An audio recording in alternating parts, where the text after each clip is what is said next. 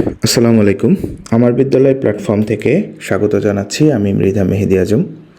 আজকের পর্বে আমি দেখাবো কিভাবে আপনি আপনার শ্রেণীর শিক্ষার্থীদের মূল্যায়নের তথ্য সংরক্ষণ করবেন এবং সেটি অনুমোদনের জন্য প্রধান শিক্ষকের নিকট জমা দিবেন। আপনি আপনার অ্যাপের নম্বর দিন এই সেকশনটিতে প্রবেশ করবেন এবং এই সেকশনটিতে যখন আপনি যাবেন তখন এখানে শ্রেণী ও বিষয় এখানে ক্লিক করলে আপনার বরাদ্দকৃত যে শ্রেণী এবং যে বিষয়গুলোতে আপনি পাঠদান করেন, প্রধান শিক্ষক যেটি বরাদ্দ দিয়েছে আপনি সেই শ্রেণী এবং বিষয়গুলো দেখতে পাবেন। তো এখানে পঞ্চম শ্রেণী ইংরেজি এবং তৃতীয় শ্রেণী বাংলা এই দুটো বিষয় আমরা দেখতে পাচ্ছি। তো আমরা তৃতীয় শ্রেণী বাংলা সিলেক্ট করলাম। এরপর এখান থেকে আপনি প্রান্তিক নির্বাচন করবেন। যেহেতু যে মুহূর্তে আমি ভিডিওটি তৈরি করছি দ্বিতীয় প্রান্তিক মূল্যায়ন চলমান, তো আমি দ্বিতীয় প্রান্তিক নির্বাচন করলাম। এবার নম্বর এন্ট্রি শুরু করুন।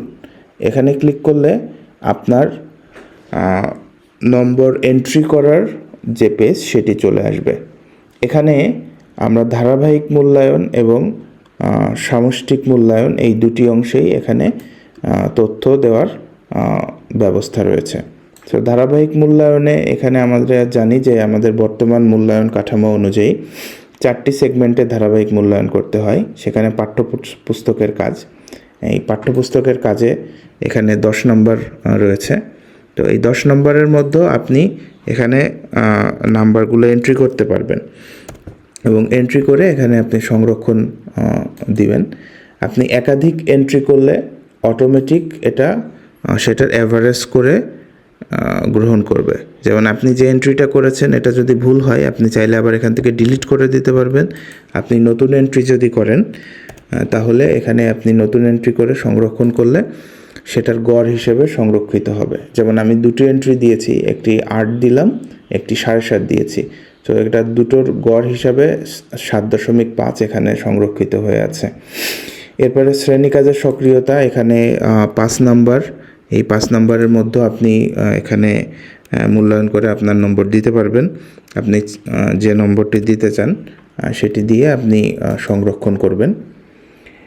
ভাষা দক্ষতার ক্ষেত্রে 5 নম্বর, সেখানে আপনি আপনার নম্বরটি দিয়ে সংরক্ষণ করবেন। এরপর ক্লাস টেস্টে হচ্ছে 10 নম্বর। তো আপনি যতগুলো ক্লাস টেস্ট নিয়েছেন সেই ক্লাস টেস্টের নাম্বারগুলো আপনি এখান থেকে এন্ট্রি করতে পারবেন। তো আমি দেখা যাচ্ছে এখানে একাধিক এন্ট্রি করে আপনাকে দেখাই। আপনি যতগুলো নাম্বার দিয়েছেন সেগুলো এখানে স্বয়ংক্রিয়ভাবে সংরক্ষণ করে রাখলে এবং সেটা গড় হিসাবে এখানে প্রদর্শিত হবে। তো এখানে আপনি ডান দিকে স্ক্রল করলে আপনি লিখিত পরীক্ষা অর্থাৎ প্রান্তিক মূল্যায়নের নম্বর 70 নম্বরের মধ্যে আপনি এখানে সেটা এন্ট্রি করতে পারবেন। তো আমি এখানে প্রান্তিক মূল্যায়নের নাম্বার একটা এন্ট্রি করলাম, সংরক্ষণ। দেখুন আপনি সবগুলো নম্বর যখন এন্ট্রি করা শেষ এখানে অটোমেটিক্যালি মোট নাম্বারটা দেখাচ্ছে এবং গ্রেড দেখাচ্ছে। তো একইভাবে আপনি অন্য শিক্ষার্থীদের নম্বরগুলো এন্ট্রি করে নেবেন। এন্ট্রি করার পর এইখানে উপর দিকে যে প্রিন্ট বাটনটি আপনি দেখতে পাচ্ছেন, এখানে আপনি ক্লিক করলে আপনার যে নম্বরপত্র সেই নম্বরপত্রটি এখানে অটোমেটিক জেনারেট হবে এবং এই নম্বরপত্রটির নিচে যদি আপনি দেখেন এখানে শ্রেণী শিক্ষকের স্বাক্ষর, অর্থাৎ আপনি অ্যাপে সমস্ত নম্বর এন্ট্রি করবেন। এন্ট্রি করার পর আপনি এটাকে একটা প্রিন্ট আউট নিতে পারবেন। এখানে প্রিন্ট আউট নেওয়ার জন্য আপনি এই শেয়ার বাটনটিতে ক্লিক করলে এটা আপনার শেয়ার করার অপশনটি আসবে। সুতরাং আপনি এখান থেকে ড্রাইভে সেভ করতে পারেন অথবা মেইলে অথবা হোয়াটসঅ্যাপ যে কোনো একটা মাধ্যমে আপনি এটাকে শেয়ার করে একটা প্রিন্ট আউট করে ম্যানুয়ালি চেক করে একটা হার্ড কপি আপনি প্রধান শিক্ষককে জমা দিতে পারেন। পাশাপাশি আপনি এখানে জমা দিন বাটনটিতে যখন ক্লিক করবেন তখন এই নম্বরগুলো প্রধান শিক্ষকের কাছে চলে যাবে এবং প্রধান শিক্ষক অনুমোদন করলে ফলাফল প্রকাশিত হবে। এখন কথা হচ্ছে যে আপনি একবারেই কি সমস্ত কাজ করবেন? সেরকম বিষয়টি না। আপনি প্রতিবারে যে নম্বরগুলো এন্ট্রি করছেন, এন্ট্রি করার পরে আপনি সংরক্ষণ বাটনে যতবার ক্লিক করবেন আপনার এন্ট্রিকৃত নাম্বারগুলো সেভ হয়ে থাকবে এবং পরবর্তীতে আপনি আবার ফিরে এসে আপনি এন্ট্রি করতে পারবেন।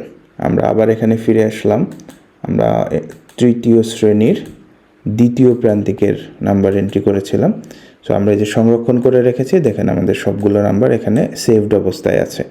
সো আপনি একবারে সমস্ত শিক্ষার্থীর নাম্বার বা একই শিক্ষার্থীর একাধিক নাম্বার এন্ট্রি করতে হবে, বিষয়টি এরকম না। কারণ ধারাবাহিক মূল্যায়নের নম্বরগুলো আপনি যখন মূল্যায়ন করবেন, যখন আপনি ক্লাস টেস্ট নেবেন, তখনই এখানে নম্বরগুলো এন্ট্রি করে রাখবেন এবং সংরক্ষণ করে রাখবেন।